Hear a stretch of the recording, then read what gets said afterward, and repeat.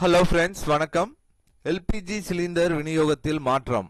14.2 கிலோவுக்கு பதில் 10 கிலோ திட்டம் பற்றி இந்த வீடியோவில் பார்க்கலாம். அதற்கு முன்னாடி நம்ம சேனலை இதுவரைக்கும் சப்ஸ்கிரைப் பண்ணலன்னா சப்ஸ்கிரைப் பண்ணிக்கோங்க. அப்படியே பக்கத்தில் உள்ள பெல் பட்டனை மறக்காம பிரஸ் பண்ணி வச்சுக்கோங்க. சர்வதேச அளவில் உருவாகி உள்ள பதற்றங்கள், குறிப்பாக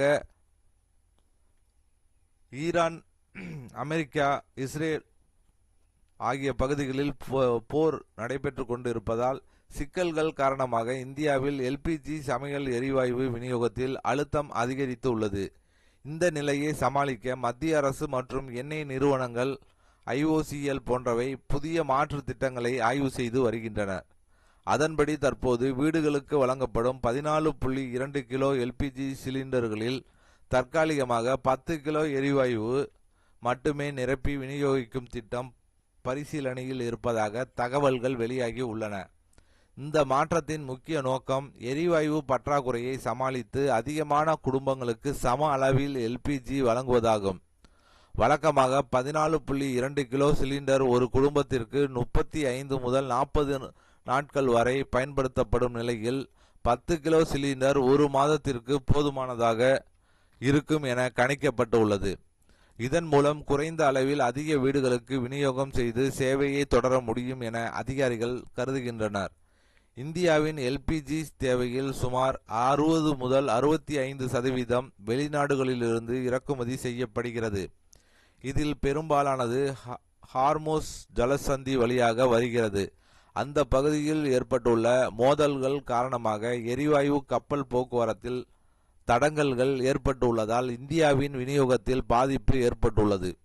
சமீபத்தில் ஈரானிலிருந்து 2 கப்பல்கள் மூலம் சுமார் 92,700 டன் எரிவாயு வந்தாலும் தொடர்ந்து விநியோகம் சீராக நடைபெறவில்லை என்பது கவலைக்குரியதாக உள்ளது. முதலில் வணிக சிலிண்டர்களின் விநியோகம் குறைக்கப்பட்ட நிலையில் பின்னர் அது 40% வரை மீண்டும் தொடங்கப்பட்டது. ஆனால் இதனால் வீட்டு உபயோக சிலிண்டர்களில் கூடுதல் அழுத்தம் உருவாகி பற்றாக்குறை அதிகரித்து உள்ளது. இந்த சூழ்நிலையில் எல்பிஜி அளவை குறைக்கும் திட்டம் நடைமுறைக்கு வந்தால் புதிய விலை லேபிள்கள், எடை சரிபார்ப்பு முறைகள் மற்றும் ஒழுங்குமுறை அனுமதிகள் போன்ற பல நடைமுறைகள் கடைபிடிக்க வேண்டியிருக்கும். மேலும் சிலிண்டரில் நிரப்பப்படும் எரிவாயு அளவு குறைக்கப்பட்டால் அதன் விலையும் அதற்கேற்ப குறைக்கப்படும் எனவும் கூறப்பட்டுள்ளது.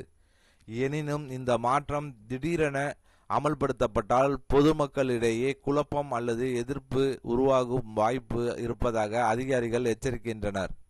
மொத்தத்தில் எல்பிஜி பற்றாக்குறையை சமாளிக்க அரசு பரிசீலித்து வரும் இந்த 10 கிலோ விநியோக திட்டம் இன்னும் ஆய்வில் உள்ள நிலையில் இது அமலுக்கு வந்தால் விநியோகத்தை சமநிலைப்படுத்த உதவக்கூடிய ஒரு அவசர நடவடிக்கையாக பார்க்கப்படுகிறது. ஸோ கண்டிப்பாக எல்பிஜி சிலிண்டர் கண்டிப்பாக எல்லாருக்கும் கிடைக்கணும், அவங்களுக்கு மக்களுக்கு அனைவருக்கும் கிடைக்கணும் அப்படின்னு மத்திய அரசு எவ்வளோ தான் போராடினாலும் அவங்க கையில் எதுவுமே கிடையாது. ஏன்னா இது இன்னொரு நாட்டில் இருந்து தொடர்ந்து வாங்கப்பட்டு வருகிறது. ஷிப்பு கரெக்டாக அவங்க அலோட் பண்ணணும், அங்கே எந்த பாதிப்பும் இல்லாமல் இருக்கணும், இவ்வளோ விஷயங்கள் இருக்குது. ஸோ இது ரொட்டீனாக நடக்கணும். ஸோ எங்கே பாதிப்பு ஏற்பட்டாலும் எல்லா இடத்துலையும் கொஞ்சம் ஸ்டாப் ஆகும். காரணம் இப்போ நம்ம கண் முன்னாடியே பார்த்துட்ருக்கோம்.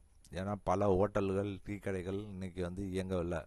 காரணம் என்னன்னா சிலிண்டர் தட்டுப்பாடு தான். அப்படியே சிலிண்டர் கிடைத்தாலும் அதை வாங்கி பல மடங்கு வெளியே விற்கிறாங்க. ஸோ அதனால் நிறைய பேர் சிலிண்டர் இல்லாமல் ரொம்ப கஷ்டப்படுறாங்க.